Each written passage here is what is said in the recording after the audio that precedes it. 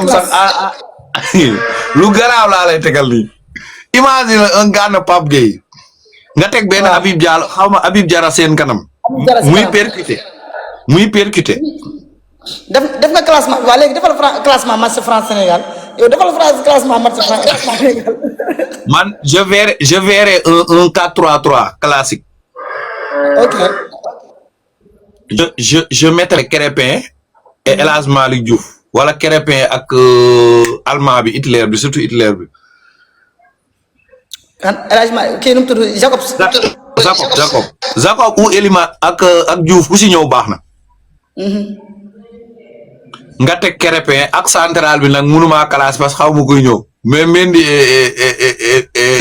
est sur les buts. Mendy d'office.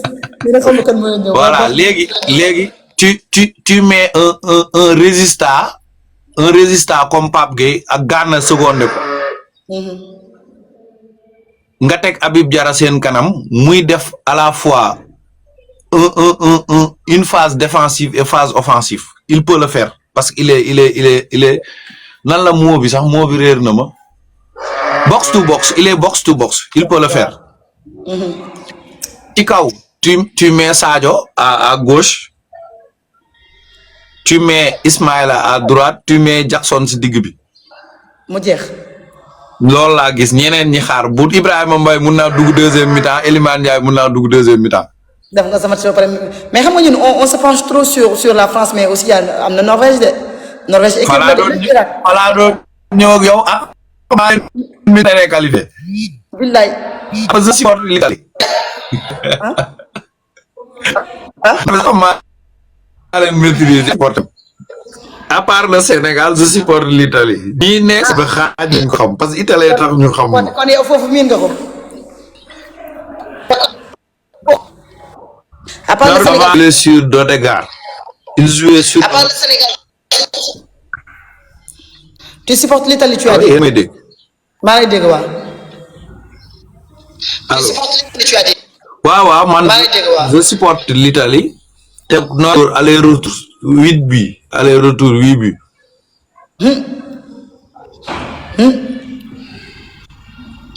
yaa ngi dégg.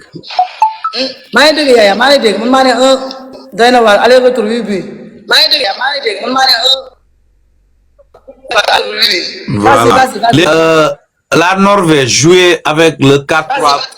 La Norvège jouait avec le 4-3 avant la blessure de bi Odegaard blessé ñuy football.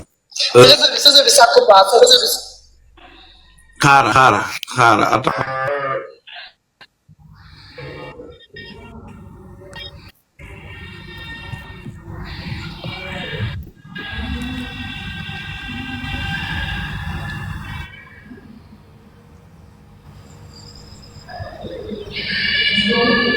connexion bi xam naa daal stable day am écho waa mais mu ngi fii dina ñëw ak ñu un peu si Norvège c'est important on a parlé de la France ñëpp ngi wax France mais poule bi il y a pas que France on a Norvège on a aussi ce dernier match aussi bu baax la kay nga di ba équipe la mooy bu ñu doon joué ak Pays-Bas rek mooy coupe du monde 2022 bu 2022 bu ñu doon coupe ak Pays-Bas rek gars yi naan non Pays-Bas patati patata ma ne ma jékki-jékki gis nu mu tudd Virgil van Dijk ak tànke DC mu romb ma ne kii mën na suy joueurs yi trois personnes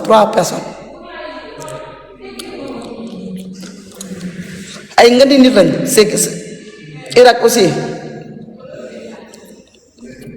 Yaya dina ñëwaat xam naa parce que sûrement il a un appel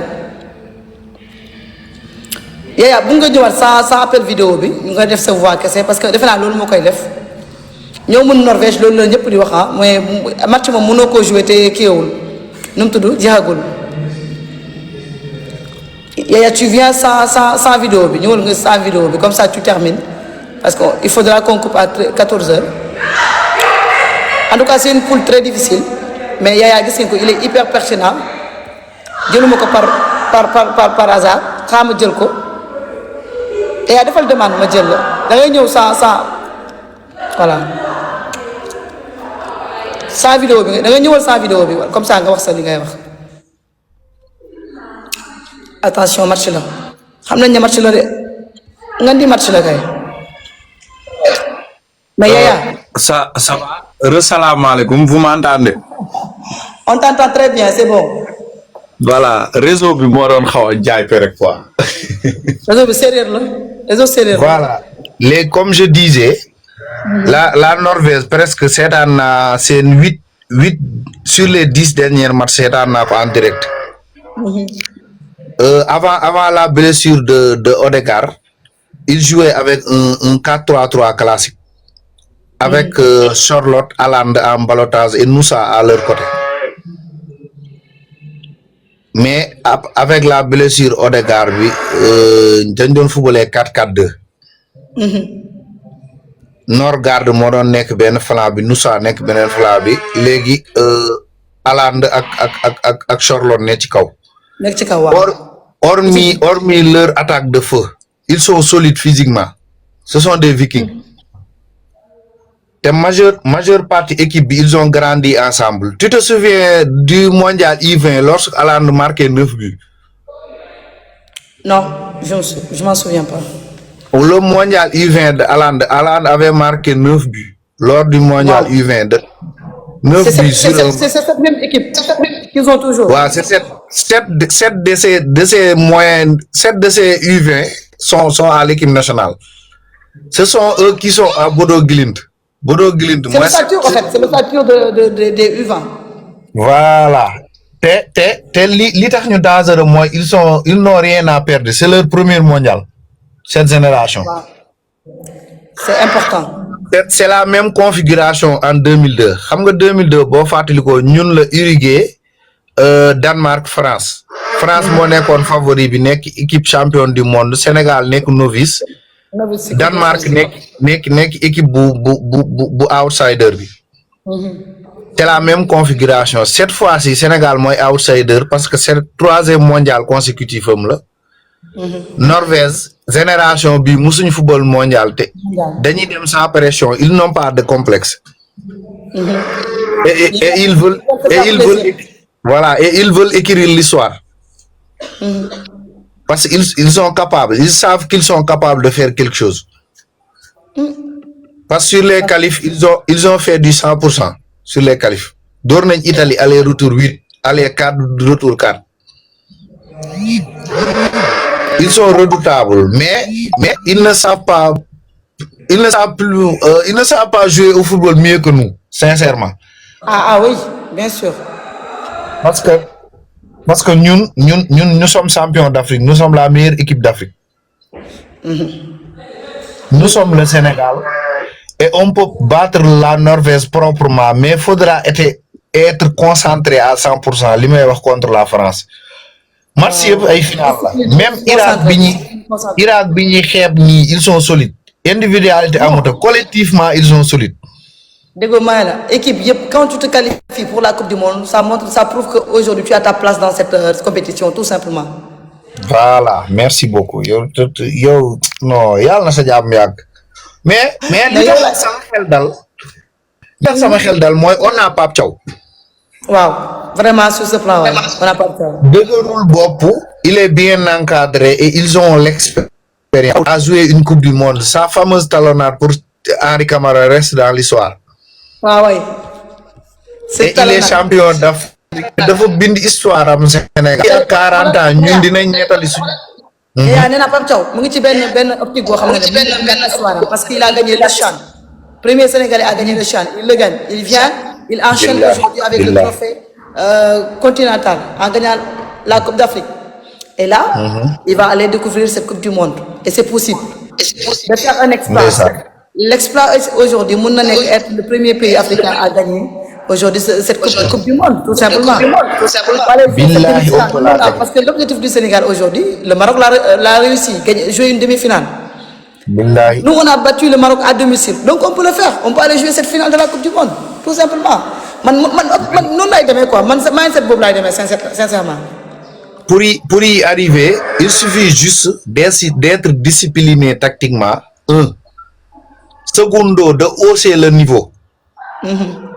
Parce que vous faites que ñi ma doon yàgg déglu lors de la CAN, j'avais ma fameuse phrase. Les autres jouent la CAN, le Sénégal joue le haut niveau. les autres jouaient la CAN le Cameroun Nigeria ñeneen ñëpp CAN lañ doon football nous on jouait le haut niveau parce que ñun nous étions la seule équipe capable d'aller remonter un score di football ak ay systèmes yu différents di manier la balle di chercher xam man j'aime ce visage du Sénégal. billahi léegi même menés ils vont revenir au score à chaque fois qu'ils ont été menés ils reviennent au score. non ils ont du caractère et du répondant. Voilà, c'est exactement ça. Pape Thiaw am na esprit bu mu def ci équipe bi. Installer benn climat de confiance de respect mutuel. xoolal bi nationaux yi ku ci dal bisoutage bi tu as l'impression que ne kii peut-être toute sa vie il a rêvé de faire ça. C'est tout simplement ça. ñun daal bu ñu ca topp quoi bu ñu ca topp. Amin Yaya dama jëlaat ce temps on a fait 1 heure de direct. mais jàppale na Yaya moom maa koy xel di kidnappé kii il nous parle de football. Il nous sort des anecdotes yoo xamante ne ça date de 2014 il est revenu sur le parcours de la France de 2014 à 2022 mais c'est juste magnifique en fait c'est magnifique. man loolu laa soxla des gens qui me parlent de foot 100% foot. yàlla baax na en tout cas. on est là daal gars yi ñoo la réclamé de temps en temps dinaa leen ne Yaya kaay ñu wax football. ndeysaan. Voilà. En tout cas, c'était un plaisir de partager ce direct avec toi. On a parlé carrément de football, vraiment, machallah. Billahi, partager. Mais mayo ma dara man ba ñu tëjee ko. Non, may ma lool maa la ko ñaan may ma lool. Kon def naa ci code. waaw noonu la demee nag. def naa ci code mais kontaan naa bu baax a baax pour français. billahi maa la gën a kontaan. te une personne formidable franchement. Non mais yow kenn gënu la. li ma lay wax ancien 2S ba peut-être lañ gëj a gisee. lañ gëj a gisee ba tey billahi te dara changé wul. noonu la demee nag mais yàlla yéen t'inquiète pas yéen Yaya chaque fin de match dama koy jël mu débriefé ba par force mu ci dara. noonu la demee incha allah t'inquiète te on va te voir aux USA quoi. waaw incha allah ñaanal leen ma rek yéen soo leen ñaanal yàlla dina ko def. non yàlla baax na te yàlla baax na ñun léegi ñun baa ñu toog si réew mi këdd. Merci François, c'est gentil. Respect ma sœur, amal jàmm bu baax a baax. Allez, ciao. Merci beaucoup, merci. Gars yi comme je le dis tout le temps dama koy wax tout le temps nee naa ñun yàlla dañoo may par exemple ñuy wax ci